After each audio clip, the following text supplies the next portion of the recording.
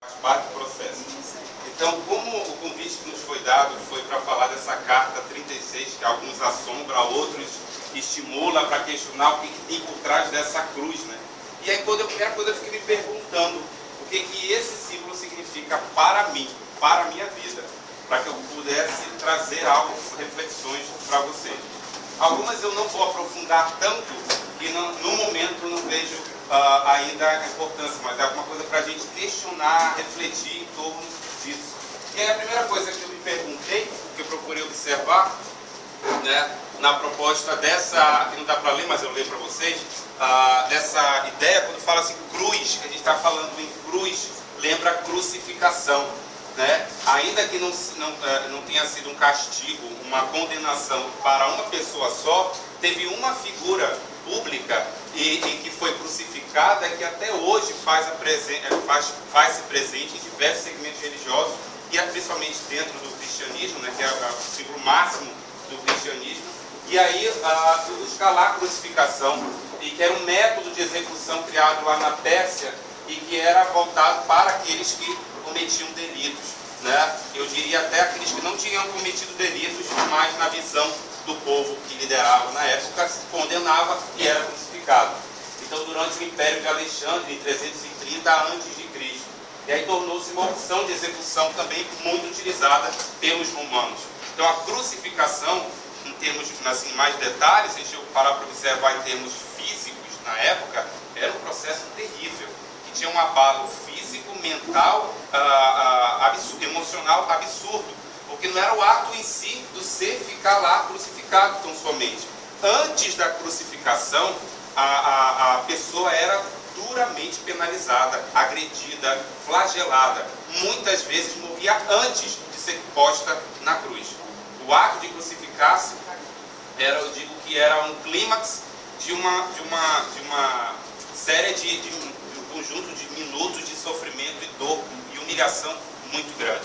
Então a gente observa aí que vem trazendo uma carga de peso muito grande, de desafio muito grande, de dores muito grandes, né? Um castigo que era imposto a várias pessoas e que elevava esse sofrimento de uma maneira foge do real.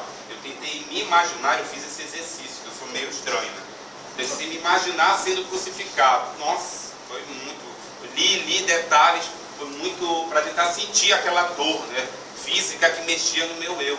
É muito complicado. Aí fui rever trechos de um filme que para mim é belíssimo, né, A Paixão de Cristo, e que fala com, não sei se todo mundo gostou, mas a mim foi bem interessante, e que trouxe todo um relato com detalhes do que era feito. Não era só aquela coisa de carregar aquele pedaço de madeira para ser posto lá em cima. Era uma humilhação e uma agressão física, verbal, constante. E aí a gente faz essa reflexão, então, em torno desta carta, desse símbolo, né, que traz essa imagem aí dessa cruz, crucificação, ligada não só à figura de Jesus, mas à figura, uma época que tinha, né, que fazia parte da condenação de muita gente. E o que ela traz para mim? Porque eu sempre procuro voltar para o nosso eu, porque nós, falando do nosso contexto, cartomantes, seguimos uma linha de pensamento, óbvio, que estudamos constantemente. Mas é impossível que eu leia para alguém algo que não faça parte do meu conjunto. Eu dou algo que eu tenho, né? Então, se eu vou falar para o outro, para o meu consulente, algo de acordo com aquilo que a mim é interiorizado. O que a cruz significa para mim? Eu vou traduzir o símbolo e vou transmitir para outros. Então, por exemplo, eu amo coruja. Né? A minha mãe tem pavor. Se uma coruja aparecer voando, ela pensa, vai morrer alguém. Para ela é fato e aquilo, pronto, é significado de morte. Eu não quero modificar a crença dela. Para mim, quando aparece uma coruja, eu fico bem louco para que ela pouse em mim. Não, eu acho aquilo máximo. Então é a minha visão em torno de um símbolo. E para ela vai funcionar. Ela sempre funcionou. Se a coruja gritar em cima da minha casa, vai morrer alguém, morre. Para ela, o universo conspira daquela forma, utilizando aquele símbolo. Para mim, não. Para mim, significa outra coisa. Eu entro em mato, pergunto, eu venho só o símbolo, saindo a resposta. Né? Então, no processo do fazer cartomântico, não foge à regra. E aí, a gente buscando lá isso falando do meu segmento de estudos, né, se a gente observar no baralho alemão, como nas cartas de nuvens, serpente, chicote, raposa, urso, montanha, ratos e anel, eu fiquei refletindo, são cartas que trazem o mesmo naipe, né? Paus, que no baralho alemão são as bolotas, e que todos trazem essa carga, né, de choque, de empate, de conflito, de aquele momento do susto, da dor, do pesar. Então, todos em torno desse naipe. Então, eu coloquei aqui, a cruz traz o naipe de paus, e este, na leitura naipiana alemã, são as bolotas, adquirem uma sinonímia negativa. Eu teria que colocar aspas aqui, porque eu vejo que a reflexão fica negativa, abre parênteses, interrogação, fecha parênteses. Que negativo é esse? Né? Para que a gente não observe assim, veio uma cruz, acabou, vou ser crucificado, morri. Não. Muitas vezes, o que o universo está falando através daquela cruz, para que eu possa verificar o que vem depois dela. Né? Na visão cristã é a cruz de nascimento, porque não pode ser na minha visão. Né? É um momento de dor para que eu possa passar, que é o que a gente está falando hoje, né? Entrando nessa questão da dor. Até teve aqui uma curiosidade rápida, quando eu fui buscar, estava estudando aqui, fui buscar esse anel, gente, anel, as de paus, bolota, tudo pesadinho, aí veio esse anel, eu falei, será que ele pensava disso? E aí eu gostei da visão de um cartomante, do Bjorn, ele é sueco, eu acho, não me lembro. E ele comenta o seguinte, que na época os casamentos eram muito, né, de negociação, não tinha nada de amor. Então aquelas donzelas eram entregues a um outro homem, que elas nem amavam, nem sequer amavam, e elas não queriam. Muitas vezes sofriam, e aí esse aspecto de sofrimento foi colocado aí junto, que hoje, né, cada um vai seguindo, mas eu achei uma curiosidade bem interessante, e para mim fez sentido quando ele comentou isso. Ou seja, o anel, para a época, era a união, uma negociação, um casamento, um negócio que trazia dor, que trazia sofrimento, bolotas, né, onde são utilizados para todas essas cartas. E aí luto aqui várias, né, dentro da literatura cartomântica, do Lenormand, procurei trazer várias palavras de reflexões em torno disso, que aí eu vou fazer um link com essa nossa análise em torno de como eu me relaciono com a dor, né, com a minha dor. Então fala de luto, sofrimento, pesar, dor, perda emocional, provações, mágoas, medos, grandes e pesados desafios. Lá na leitura do método longe e perto, é sempre mal prenúncio, sinal desfavorável, tormentos de toda ordem, fadiga, missão, religião, fé, crença, uma instituição religiosa, objetos religiosos no ritual. Então são vários significados, vários conteúdos que são trazidos através dessa carta, desse símbolo. E aí a questão é, qual é que para mim faz sentido, qual é o que eu vou seguir, é a tua escolha. Né? E quando fala de tanta dor, né, de tanto se a gente observar por trás de tudo isso, de muitas coisas que são colocadas em sofrimento e pesar, vem dor. Como é que eu me relaciono com a minha dor? Porque nós, quem trabalhamos aqui, os futuros que vão trabalhar na cartomancia, a gente lida com dor direto. Muitas vezes o cliente chega ali para se atender ou atender à distância, ele aparentemente está sem dor. E numa carta você deu o start ali. Eu lembro de uma que eu atendi há pouco tempo, que eu sentei na minha forma de trabalho, eu sempre analiso a energia da pessoa e aí, com base nela que eu vou abrir depois o geral. Né? Não precisou, gente. Logo que eu puxei a primeira carta, eu falei, existe uma situação assim, assim, assim, você está com um processo de fixação mental. Né? Quando eu falei fixação mental, ela fez assim, é isso mesmo, meu Deus. Aí ela começou a chorar. E aí discorreu tudo em torno daquilo. 2 cartas para 1 hora e pouco de trabalho. Então eu toquei, a carta veio ali simbolizar, deu start. Mas tinha que ter aberto, grande mesa. Não tinha aqui. Qual o meu objetivo? É proporcionar a ela uma mudança de estado. 2 cartas foi o suficiente. Né? Assim como tem pessoas que você abre lá, um método que analisa todas as áreas, e a pessoa não sai satisfeito, abre de novo, ela não se satisfez. Com 1 hora, 1h30, ela não vai se satisfazer com 2, 3, 4. O processo é dela, para minha filha, procura um psicólogo. Já não é da minha alçada. Procura a Júlia Torinho aí. A Júlia está aí, ó, está ali atrás. Aí já o caso, né, eu eu me sinto nessa condição de olha, lá procuro uma outra pessoa.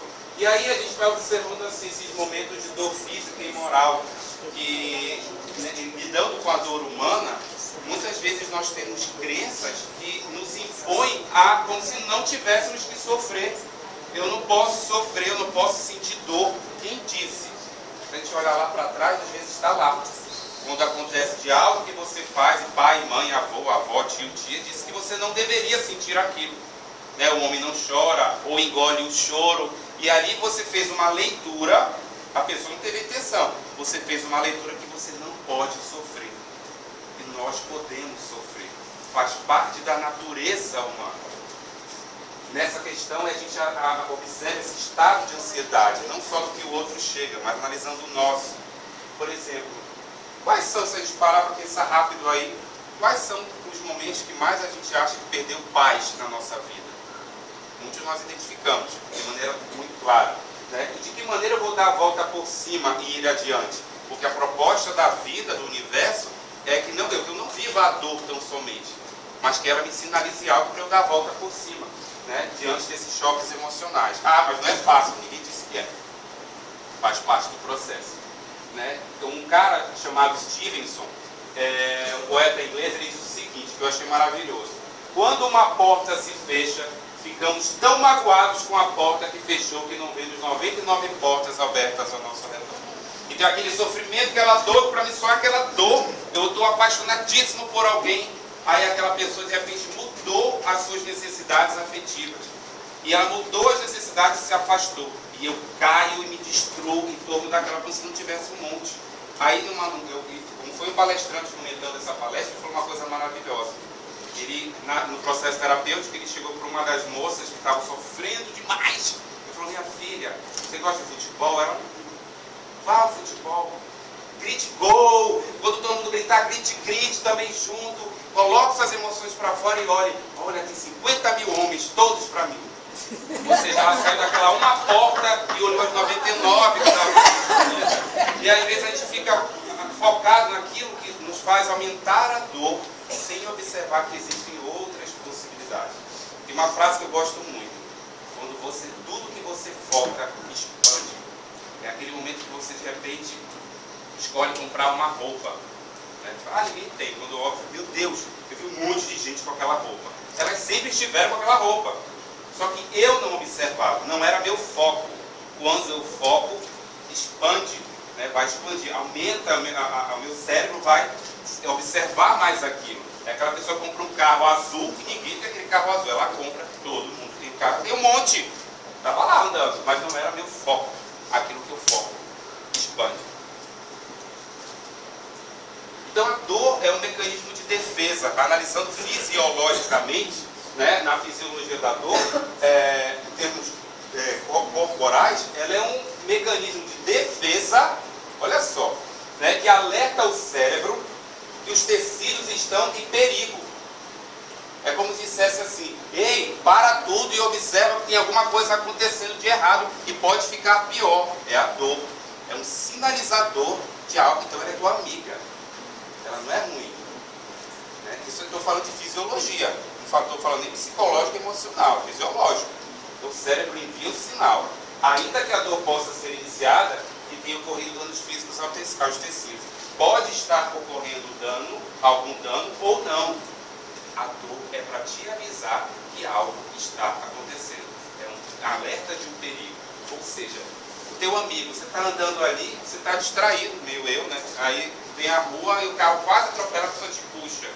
Eu sou super no mundo da lua, então a dor é meio que isso, dá uma puxada aí, aquela cara aperta com muita força e fala, ei, para tudo. Observa que precisa analisar, precisa cuidar. A dor começa a observar como uma amiga minha, ainda que ela seja, né? É aquele amigo que não passa a mão no teu ombro, mas que você vai fazer uma pergunta e você gostaria que ele fizesse todo um frufru, mas ele fala na lata, lá na tua ferida. Né? Antes de puxar o punhal, ele dá uma mexidinha. Você está vendo o que eu te disse? Aí tira, né? É a dor.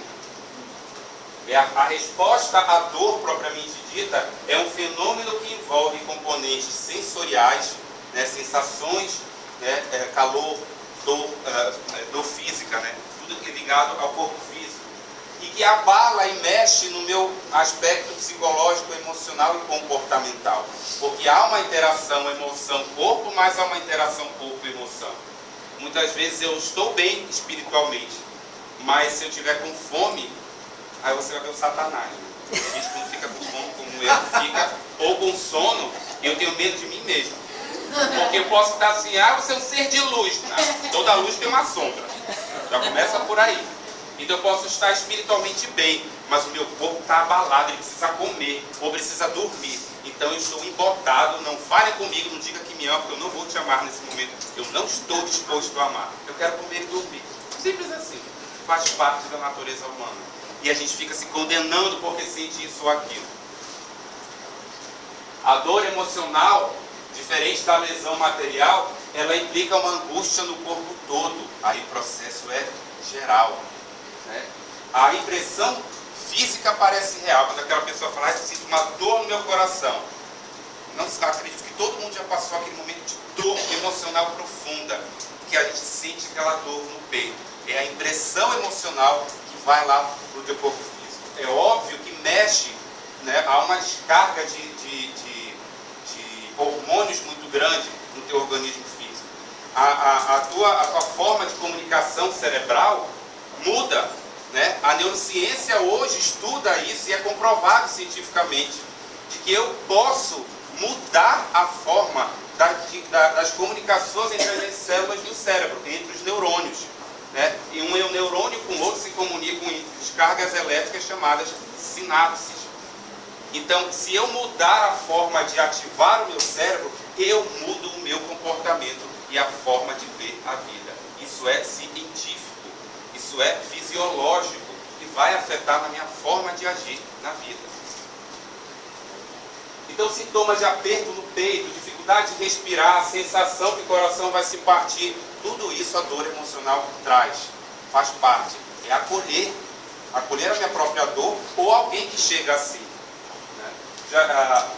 Isso decorrente de pesares, de traições, de falência, de enfermidades, dificuldades diversas. São várias as causas. A dor era sempre aquela profunda. Né? Na nossa existência nada pode estar acontecendo de errado, pois a obra da natureza tem maravilhosa capacidade de promover a todos, mesmo quando pareça perda ou destruição. Tem até uma frasezinha aqui do Hamed, ele diz assim: nenhuma pessoa se queixa das pedras por serem duras. Parece redundância, né? E o óbvio é que faz a diferença. Nem da cachoeira por ser úmida, porque a gente tem a mania de racionalizar e falar assim, mas isso é óbvio. Olha o mecanismo do ego. É óbvio, eu já sabia disso. Quando eu disse que eu sabia, eu teria um muro para não aprender. Porque eu posso ler o mesmo livro 1000 vezes, que eu sempre vou aprender algo. Eu posso ouvir a mesma palestra 1000 vezes, eu sempre vou aprender algo. Então, essa proposta dessa frase é: se eu olho a pedra, eu sei que ela é dura. Ninguém se queixa. Gente, essa pedra está me incomodando porque ela é dura. A água me irrita porque ela é molhada. Não, a gente sabe que naturalmente ela é assim. Então, é saber que faz parte da natureza humana errar, acertar, sentir dor, sofrer, sentir pesar. Eu preciso, eu posso, faz parte da minha natureza. Mas as nossas crenças me levam a ir de contra algo que é natural. É natural sofrer, é natural sentir dor. As dores da alma, então, são educadoras. Lembra daquele sinalizador fisiológico? A gente compara com emocional, psicoemocional até. Elas são educadoras ou instrutoras particulares que a harmonia da vida nos concedeu para que a gente possa vencer esses obstáculos.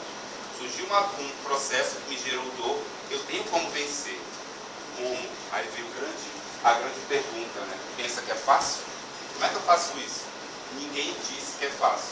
Certa vez, em 1998, quando eu estava começando a minha vida em trabalho mediúnico, em um centro espírita, quando eu estava nas vidas espíritas, eu estava fazendo exercício de psicografia. Então tinha os médicos que já eram de trabalho e os médicos que estavam começando. Né? E aí eu estava lá terminando, a gente fazia a leitura. Aí o médico estava, ninguém não tinha falado da minha vida para ninguém, recebeu uma mensagem e começou a ler. Quando ele começou a ler, eu comecei a chorar, era para mim a mensagem. Eu jamais esqueci quando ele disse o seguinte: nunca te dissemos, a mensagem foi imensa, mas eu me lembrei desse trecho específico para essa palestra de hoje. Nunca te dissemos que a tua vida seria fácil aí na terra. Reticências. Ou seja, para de reclamar, porque tu já sabia que era difícil. Então levanta e vai trabalhar. Vai fazer alguma coisa. Move, ação. Né? Tem gente que passa, aí a gente vai buscar a raiz da dor. Porque quando eu procuro, como é que eu vou ajeitar a minha vida? Como é que eu vou vencer essa dor? Eu tenho que ir lá na raiz. Tem gente que passa a vida inteira travando a inútil luta com os galhos, sem saber que é lá no tronco que está o coringa do baralho. Alguém lembra desse trecho? De quem é? Só correr por causa de... Isso é de um cara chamado Raul Seixas. Uma música dele. Eu achei perfeito para esse momento de hoje, de agora. Tem gente que passa a vida inteira travando a inútil luta com os galhos, sem saber que é lá no tronco que está o coringa do baralho. Então para de olhar os galhos e vai na raiz. Eu preciso saber qual a origem da minha dor. As dores da alma são educadoras. E aí eu vi o seguinte, dá uma apressadinha aqui, que eu quero essa reflexão maior do como, né? Eu já sei que eu sinto dor, como é que eu vou lidar com ela? Nós aprendemos, isso já é comprovado cientificamente, né, pela neurociência, de que a gente só aprende por duas formas: repetição ou um forte impacto emocional. Ou eu tenho um forte impacto e dali eu já aprendi, me transformei, ou se eu repetir. Se todo dia eu fizer a mesma coisa, mesmo que eu não sinta, uma hora aquilo vai se tornar um hábito e vai mudar a minha atitude. Então são duas opções que eu tenho de mudança no meu eu. E aí eu percebo que duas formas que controlam a nossa vida: dor e prazer. O que te traz foco, o que te faz procrastinar. Ah, eu vou deixar depois, eu quero sofrer. Aí é uma outra coisa. Eu quero ser sofrido, eu quero ser crucificado. Aí tem aquela pessoa que quer viver sofrendo. É uma opção dela, né? Isso é patológico. Mas qual o caminho que eu vou escolher então diante da dor? Da minha dor?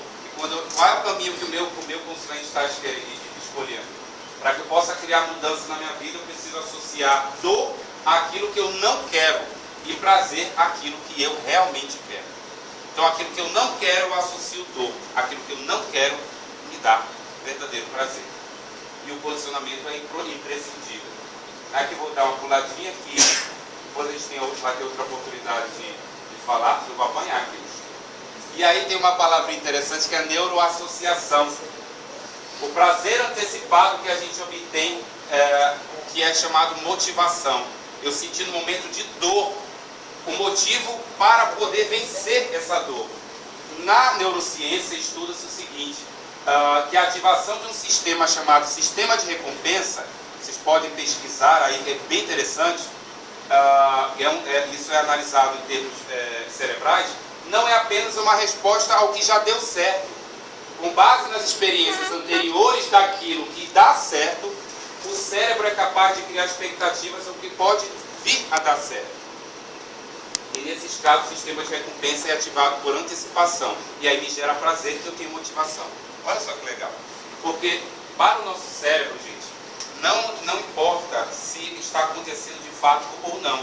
O teu cérebro vai trabalhar em torno daquilo. Se você imaginar um lugar que você gostaria de estar, com pessoas fazendo algo que você gosta, você vai sentir tudo. Para ele isso é real. Então que ordem você está dando para o seu cérebro? Então a pessoa que está vivenciando uma dor, ela precisa de quebrar, de uma mudança de estado. Não dando jeito que ele vai fazer uma palestra dizendo para ela.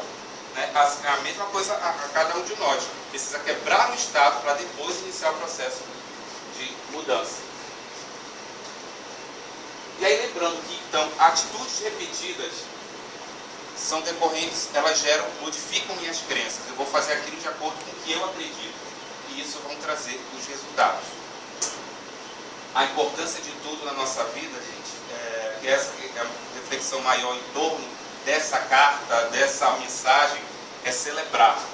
Vamos celebrar tudo na nossa vida. A atitude de gratidão a tudo vai modificar a forma como eu lido com as coisas. É só exercitar. Quando você se irritar com algo ou alguém, eu estou fazendo isso. É desafiador? É, mas é maravilhoso. Procura olhar o lado bom. Ah, eu tenho que pegar o trem até ali, eu tenho que estacionar o carro a 4 quadras. Você poderia estar andando de cadeira de rodas, que seria pior. Você poderia estar numa situação X, numa situação Y. Então eu sou grato porque eu estou com um carro, porque eu posso ir até ele, porque eu posso sair. Eu modificar a forma como eu vejo uma situação. Postura de gratidão e celebrar a vida. Esse como celebrar, eu gostaria de deixar essa mensagem para que eu possa ver a vida num ângulo diferente. A partir do momento que eu começo a modificar a minha forma de ver essa cruz, eu consigo acessar quem me procura no momento que depara ou vivencia a sua cruz. Respeitar a dor do outro. Eu digo que a emoção do outro, seja ela qual for, é um tesouro. E tesouro você tem que respeitar, porque é algo sagrado. Ah, mas ele está sofrendo por causa daquilo. É dele a dor, não é sua. Respeite, como você gostaria que respeitasse a sua. Celebre o momento de vida. Então pensem agora em 3 motivos que fazem vocês se sentirem gratos e felizes por estarem vivos. Nesse pensamento de 3 coisas que desperte esse hábito de celebrar a vida, né, você procure observar onde está o seu foco. Né? Você focar para algo que te traga bem-estar, para algo que te convide a mudar, para que te convide a transformar.